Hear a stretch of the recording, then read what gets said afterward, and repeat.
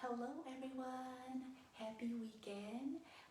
Some of the ladies have joined this Planksgiving challenge and I just wanted to thank all of you for participating in this fun Planksgiving challenge with me. For those of you who haven't joined, please feel free to join. We have 7 days until Thanksgiving, so we'll be doing a lot of fun plank exercises and also practice gratitude throughout this week so we can feel amazing and find that power of having a thankful heart and how we can really cultivate that gratitude into our lives. So it's going to be fun. So if you haven't joined, please feel free to jump on right away. You can catch up day one from yesterday. You can still do that throughout the week, so you have plenty of time. Okay, so today I wanted to jump on live to talk a little bit about how you can connect your whole body while doing planks.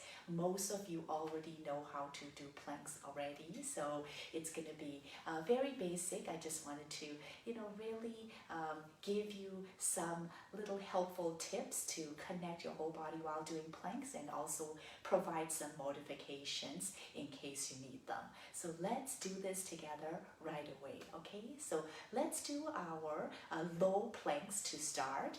So your low planks, also known as elbow planks, you'll be on your elbows. So let's find a comfortable spot, and I'm going to be going on my elbows. So elbow plank and a full plank is, of course, keeping that knee off the mat. So as you can see in this position, I'm keeping my elbows right below the shoulder joints. Your elbows are not behind the shoulders or in front of the shoulders. Keeping these joints and bones in alignment will really create synchronicity in your planking experience. So making sure that your elbows staying right below the shoulder joints is very important. Also, while we're doing plank, especially if we're holding plank for a little bit, your head gets tired, right? So our average head, pretty heavy, 12 to 15 pounds, heavy head that you have to hold. So sometimes we tend to drop our head down, or sometimes in attempt to really keep our plank going, we may lift our head up. So number one tip for you is, of course, elbow below the shoulder joints to support in that nice alignment with the joints. Number two is your neck placement. So your neck, cervical spine, is part of your spine. So making sure that your neck is following the rest of the spine by keeping the back of your neck long instead of dropping the head too heavy or lifting the head too high, keeping the back of the neck long. The best way to do it is to keep your eyes between your hands, so that way you're looking straight down towards the mat, keeping the back of the neck long. Another tip, when we're holding plank, sometimes we sink down into the shoulders or we round into the back, mid-back. So that way we have lost our shoulder connection. So making sure that your shoulder blades are nice and wide across the back and lifting from the chest, you're not sinking down into your shoulders. So that's number three. Number four is your lower back, okay? So most of us, when we're planking, sometimes we lose that lower back connection and we may sink down. This has gone into extension with your lower back. This can be dangerous. Making sure your back is nice and neutral, lower back especially, is a great way to really support your lower back. To do that, you can really use your abdominals, knit the rib cage tight. We may lose rib cage control, so keeping the rib cage knitted tight like you're wearing a corset, or you're keeping that accordion or umbrella close. So imagine your rib cage, an umbrella or accordion, and keep that close and wear that nice knitted corset, keeping the abs strong. So this will be good, and this will really support your lower back. Another way to support your spine and your lower back is squeeze your booty and your thighs. So keeping your glutes strong. So your bottom nice and strong, squeeze them, and keep the thighs active and strong. That way you can really support that core. Now, another tip is to lengthen from the back of the heels and keep the back of the legs active. So with plank, body is active and working.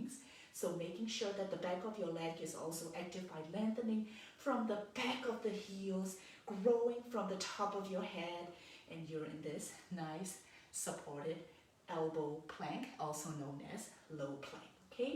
But if you want to go a little bit more, you can go full on plank by extending the arms out, but same principles, arms should be straight under the shoulders, keeping the back of the neck long, growing from the top of your head, growing from the back of the heel.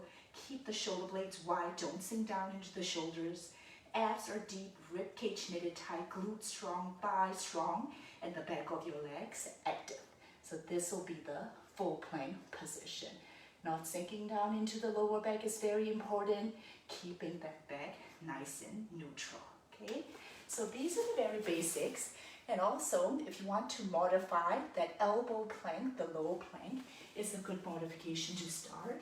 Even in this elbow plank, you can even modify further down. If you are feeling after 5-10 seconds and you're not able to hold, you can bring the knee down and go into this elbow plank. Same principles apply from here. You don't want your hips to be hiked up. You want the long line from shoulder joint, hip joint to knee joint, straight line. So you're keeping that lower back neutral. You can place your feet down too. This will be pretty, low, but this is a great way to start and get comfortable with the position, get comfortable with your alignment, stay with the nice long spine, including the back of the neck long, okay? This is a great modification to start. Your abdominals are still active right now. Keep the abs engaged, rib cage knitted tight. So this is the very first layer of plank. From here, you can go into this modified knee plank, okay? I like to go from this elbow low plank with knees down to knees down, extend the arms out into this plank. So this is another modification. Same principles, back long, the back of your neck long, and growing from the top of your head, growing from the bottom of your heels, your toes, shoulders right above your arms, and shoulder blades are wide across the back, abs are deep, glutes are strong. So staying in this modified knee plank is another layer that you can add. From here, if you're feeling strong enough, tuck the toes under, lift the knees, and come into this full-on plank, okay? So modification, knees down with arms straight or knees down with elbows down. And move up to this and then this. Okay, I hope this is helpful. For day 2 today, I want you to challenge yourself. Pick one of the plank positions. Either you're just starting off and you want to start with elbow, knees down. That's the very, very first layer you should be practicing. That's a great one. Or you can be doing with knees down, arms straight. Or you can go full on plank with arms straight, legs straight, knees off the mat. So let's pick one. And day 2, I want you to try and hold the plank for 30 seconds.